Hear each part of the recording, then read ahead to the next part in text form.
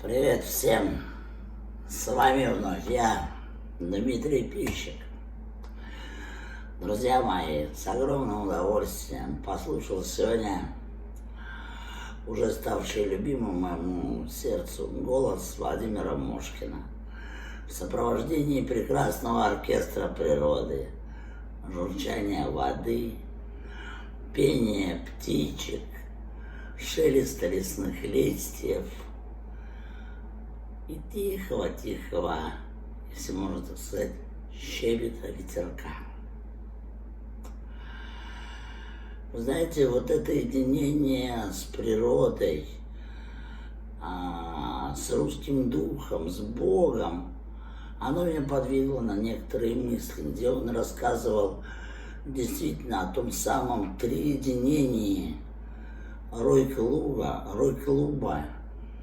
биржи Сигин Про и разработчиков новой криптовалюты и платежной системы совершеннейшей монеты Юми. Я не буду ее расшифровывать, я о другом.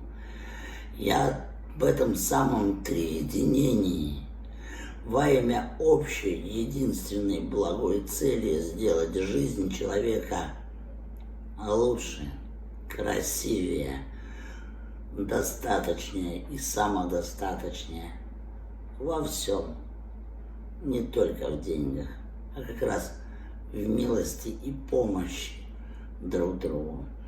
И не зря, что Владимир заговорил об этом триединении, вот этого, так сказать, уже сросшегося братства, в дни празднования, заметьте, Святой Троицы, которая была позавчера и празднуется она в течение недели.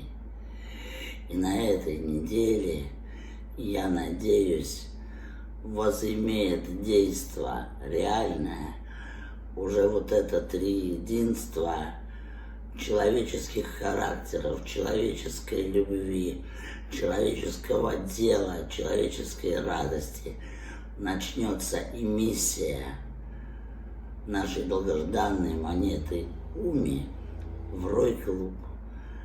А эмиссия, как я понимаю, увеличит нашу капитализацию втрое и уже будет приносить доход путем стейкинга монета Уми в 24%. И мы не расстаемся с родной призмочкой, которая у нас по-прежнему промайниться будет под 15%. Поэтому, друзья, ждем, надеемся, верим. Вперед, Умка, вперед, Сигин Про, вперед, Рой-клуб.